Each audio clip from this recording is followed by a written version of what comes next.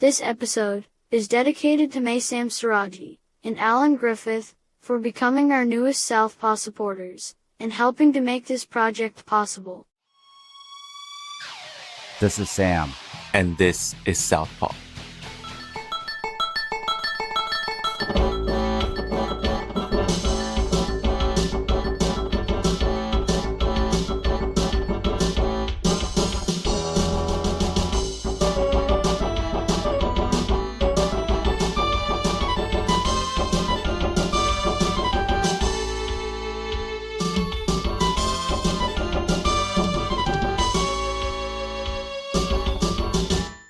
This is volume 4 of a multi-volume series on liberatory financial education.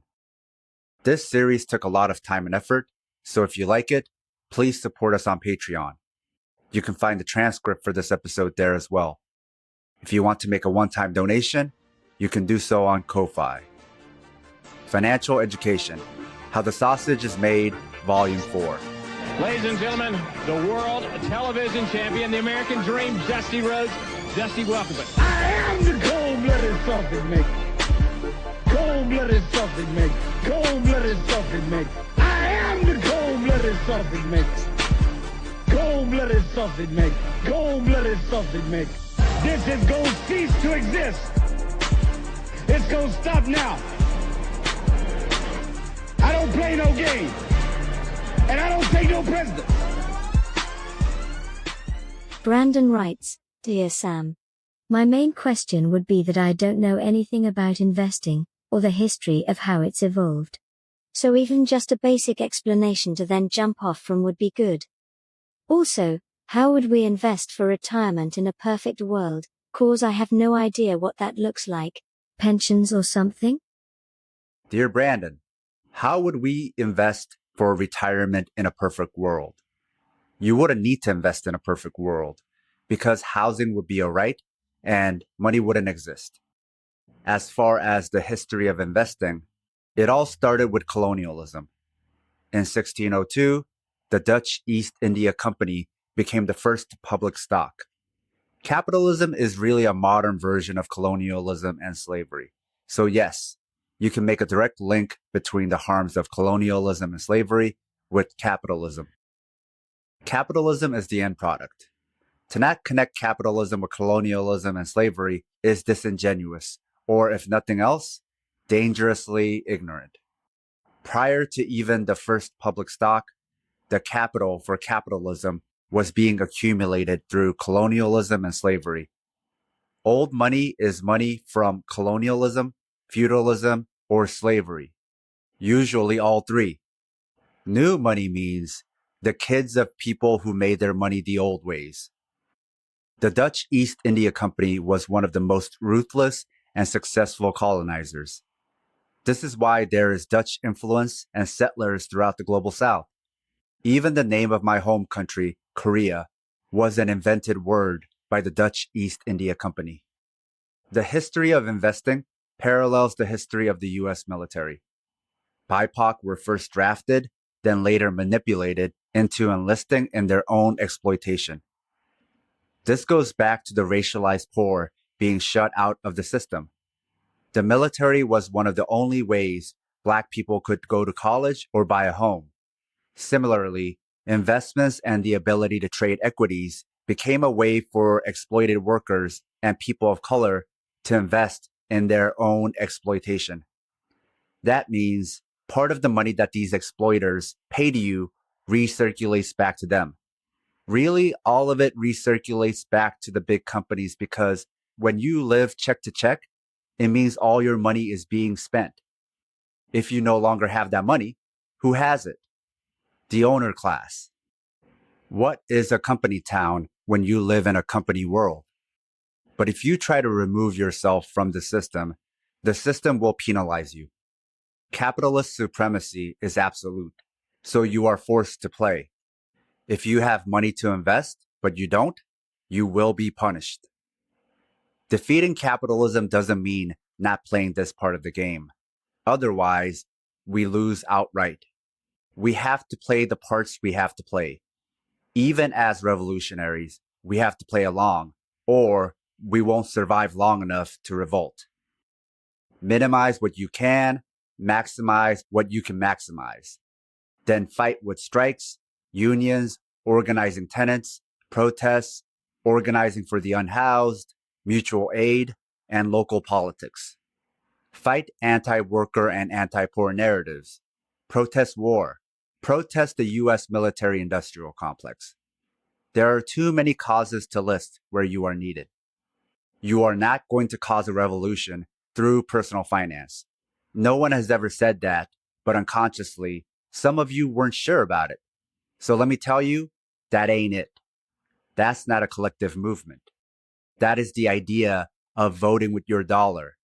That is all about individual actions rather than solidarity. No, it's going to have to be about collective and mass solidarity. If the world really is going to end soon because of climate crisis, then it's not about avoiding Amazon or your retirement account. It's about taking to the streets and taking part in a mass general strike. Madeline writes, Dear Sam, I just got a full-time job that pays $16.60 an hour. I take home about $2,050 a month, after taxes and health insurance. My rent is $800 a month. My cell phone electric internet is about $100 a month. I have $400 a month in credit card minimum payments from maxing them out during the pandemic and moving for the job. My car payment is $185 a month. Car insurance is $50 a month. I have $80,000 worth of student loans that are in temporary forbearance, but will start coming to collect eventually. What should my budget look like? Oh, I also owe $1,500 to friends who helped me pay my first month and security deposit to get here, so that needs to get paid before paying down more than the minimum on my credit cards. Dear Mads, if your numbers are accurate, you have $515 for food and other unaccounted for expenses. That's not a lot and leaves very little for emergencies. For your friends, create a payment schedule rather than trying to save and pay them back in one go. Paying them back ASAP might leave you worse off. Instead, see if they're okay with a fixed payment plan. Making it fixed also makes accounting more straightforward. Then all parties know exactly what's been paid, what's left, and when everything gets paid off. Next is to pay down your credit cards as quickly as possible, because the interest rate on your credit cards will be higher than your student loans and are non-tax deductible. This makes credit card debt twice as bad as student debt. Mortgage interest is also tax deductible, which is why the type of debt rich people accumulate benefits them. Student loans are on pause until 2022, beginning of February as far as I know. I'd still double check, especially if you have private lenders. Meanwhile, pay whatever extra you can into credit cards. After that is the car, unless the car has a higher interest rate, then prioritize that first. You can also look into balance transfers for credit cards to reduce your interest. Do as much as you can before student loans start. After that is saving money. If and when your student loan repayments start, stick to the payment schedule and refinance if it makes sense. A note to our loyal listeners: if you love the Southpaw Project, please support us and help us get paid for our labor by financially supporting us on Patreon. This will give you access to exclusive bonus content, as well as our private chat group on Discord. But more importantly, it'll help us supplement the cost of running this project, the incredible time and energy we put into it 7 days a week, and you'll be giving us some breathing room, not only to juggle Southpaw with our day jobs, but also to expand Southpaw into other areas. Show your Southpaw solidarity by supporting us at patreon.com/southpawpod. Katie writes, Hey Sam. My question is more theoretical and even existential. Given that market-based retirement plans, 401ks, are only a phenomenon of the last 50 years, or something like that, I don't have a lot of faith that it's a system that won't fail me. I hate that it's been largely foisted on me as the only means to save for retirement. I'm not sure what other alternatives there are. Like bonds? Self-styled TikTok experts have pitched me life insurance plans without qualifying how complicated that can be too. When I was forced to attend some neocon-hosted financial planning meeting, the thing she could not answer was my coworker's question about where to even start for retirement savings, when you're in your mid-40s and confronted with large sums of unpaid student and credit card debt.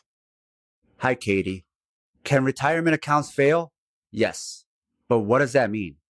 It doesn't mean what's in those accounts gets destroyed.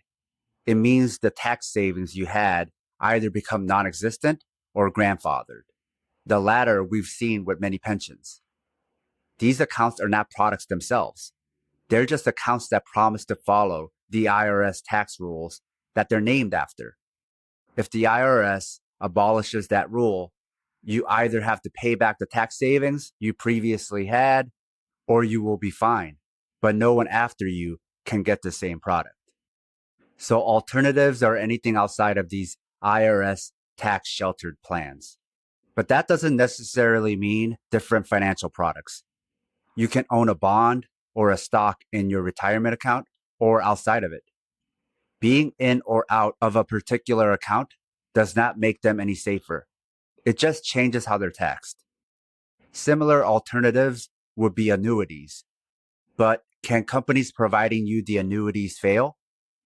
Yes. This goes back to the complexity and breadth of insurance products when there are only a few use cases. Then the vast majority are unnecessary and predatory. However, even the necessary ones can be sold to you in a predatory way.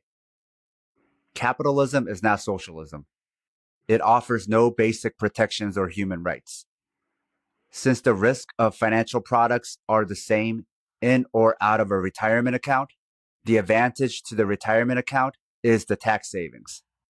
This is why retirement accounts are recommended first before other investment accounts. Same downside, more upside. As far as the financial expert not answering your coworker's question, people who get paid on commission don't like to tell you to pay down debt because they won't make any money off of you. This goes back to how things can be sold to you in a predatory way. Yes, you need a retirement plan, but that might not be the priority when you have mountains of debt. Selling you a retirement account anyway makes the transaction predatory because it wasn't in your best interest. The product itself doesn't have to be predatory to be sold to you in a predatory way. It becomes predatory if it's inappropriate for your circumstances. For example, a truck can be necessary for some people's jobs, but unsuitable for someone who just needs a car to go to school. This is why, quote unquote, free financial advice that takes the commission is worse than one that charges a service fee. Going back to the car analogy, it's the difference between learning about a car from a car expert or a car salesman. Your coworker is in a similar situation to Mads. You can't really start anything with punitive debt. There are different types of debt, but the ones with high variable interest rates that are non-deductible are the worst. Rich people have the luxury of differentiating good debt that makes them richer from bad debt that does nothing for them, whereas it's bad debt to worse debt for everyone else, because debt won't make them rich. Jimmy writes, "Hey Sam. I feel like such a late bloomer to learning personal finance. I've been struggling to learn budgeting and finances with my wife over the years. I'd definitely like to understand strategies to pay off debt, and understand APR, interest calculations, and the differences between paying only the minimum versus paying off early. I'd also like to learn how to better approach savings and emergency funds so that they are not just extra money accounts, especially if I know I have debts they could be going to. Even basics of figuring out tax withholding. I owe $2,000 this time because I withheld too much. It's only W-2 income I ever need to report, and I thought I read the right guides on it, so I'm stumped and embarrassed." So budgeting, savings, managing debt are the three areas I struggle most with.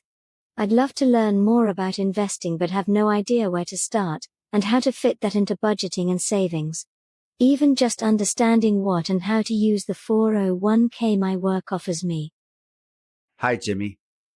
Paying off early is dependent on the type of loan you have. Some will penalize you for paying off early or outright might not allow it. But if you can, the penalties might be worth it based on the interest rate and the loan amount. Minimum can mean lots of things. It can be an arbitrary minimum, just the interest, or a fixed schedule of payments meant to pay back the loan. The longer it takes you to pay back a loan, the more you end up paying. APR means the annual percentage rate. It's a representation of how much interest you'll be paying per year. If it's something like a credit card, you won't pay a percentage rate if you pay off your debt before it carries over to the next payment period. This doesn't apply if your credit card comes with a 0% introductory promotion, but you still have to make payments.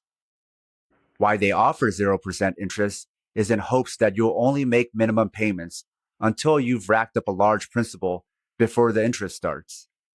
Since most people have no savings, they will accrue credit card debt just to live. Living, for most folks, means borrowing to live. Whether APR is compounded daily or monthly depends on the type of loan. But what's more important is to see if your interest is fixed or variable. Variable means subject to change, so it can skyrocket on you.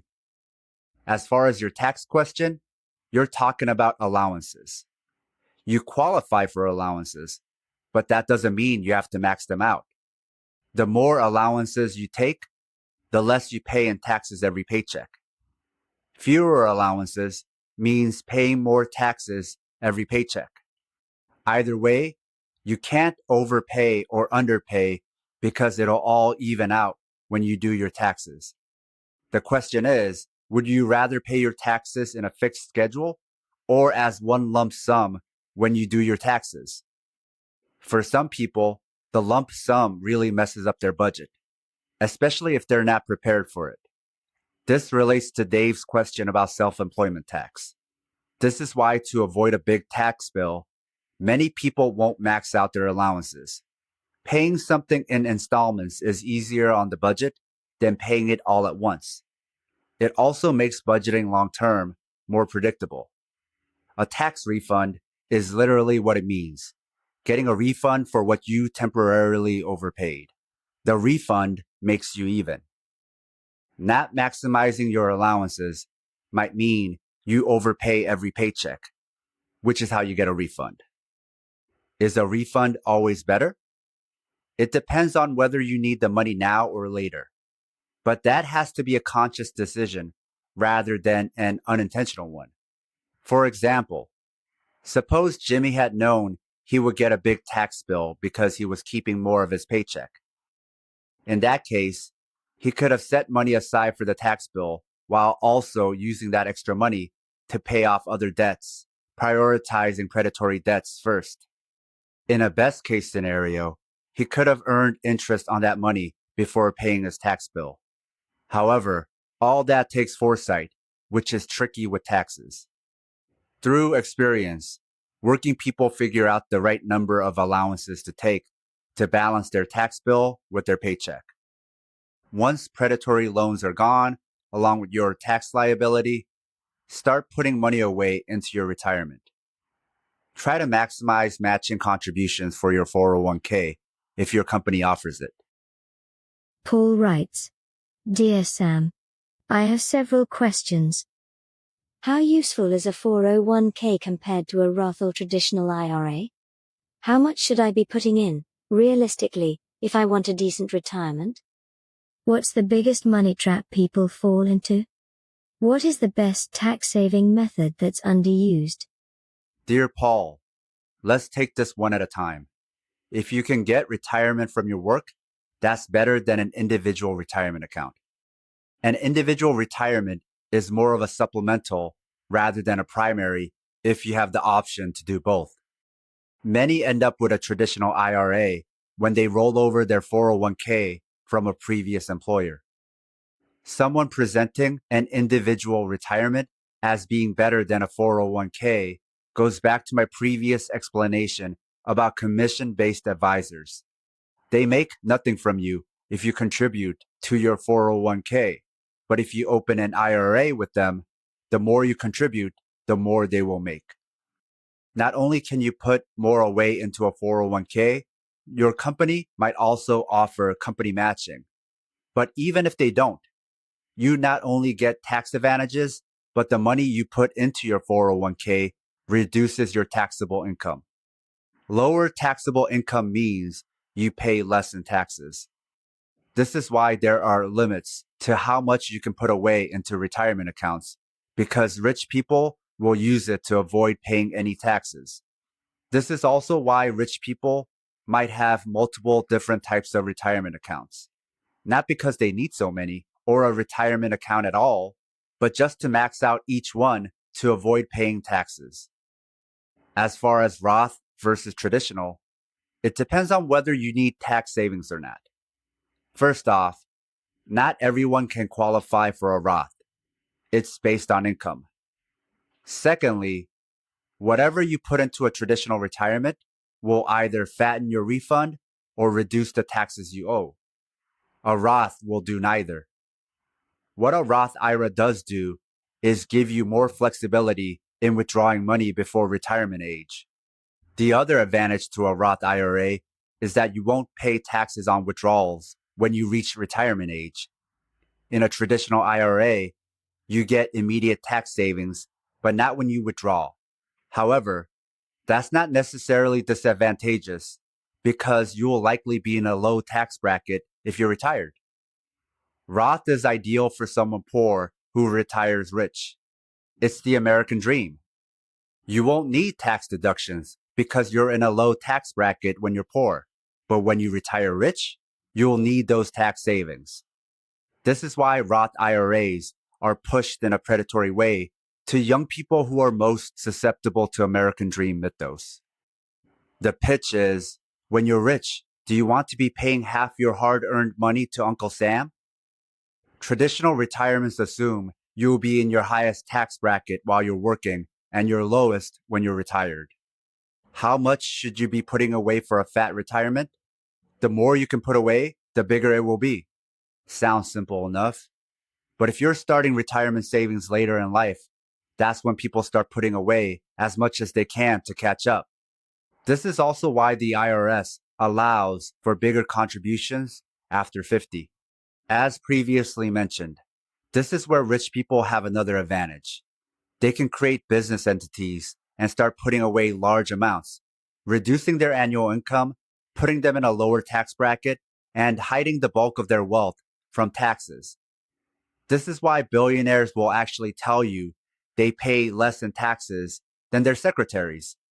The more you understand how taxes work, the more you will realize how it favors the rich and is rigged against the poor. The rich only complain about taxes to fool poor people into thinking they're all in the same boat. But it's like, bruh, you paid yourself a salary of nothing, put all your money into tax shelters, and expensed everything else. How are we the same? You asked about money traps people can fall into. The biggest one is the one you have no say in, being born poor. The second is for poor people to take advice from rich people.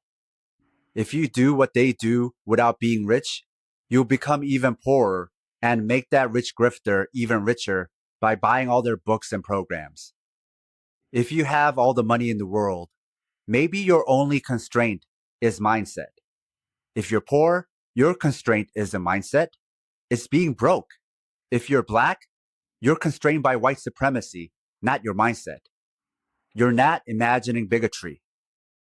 For the most underused method for tax savings, retirement accounts, especially when you're young. Many people go through an early period where they could have put money into retirement, but didn't.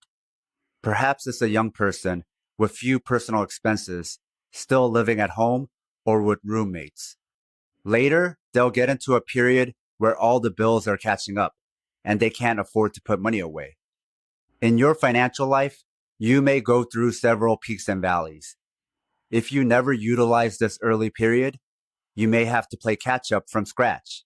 But even if you can't make another contribution for decades, having something already in retirement is still better than starting from scratch, especially since that money has decades to grow. Not everyone can put money away into retirement every year, and that's okay. Saving in irregular intervals is still saving. Ideally, you want to start early and be consistent. But if it's a question of which is more important, starting early or being consistent, it's starting early. So as a young person, don't wait to start putting money away into retirement until you think you can be consistent. Everything else in your life, consistency matters most. Retirement is more like calling dibs on something. The earlier you do it, the more secure you are. Yo-yo dieting may not work, but it still works for savings. This is the end of Financial Education, How the Sausage is Made, Volume 4. If you want the transcript for this episode, it'll be available on Patreon. Thanks for listening. Ladies and gentlemen, the world television champion, the American Dream, Dusty Rhodes. Dusty, welcome. I am the cold-blooded sausage maker. Cold-blooded sausage maker. Cold-blooded sausage maker. I am the cold-blooded sausage maker. Cold-blooded sausage maker. Cold-blooded sausage maker. This is gonna cease to exist. It's gonna stop now.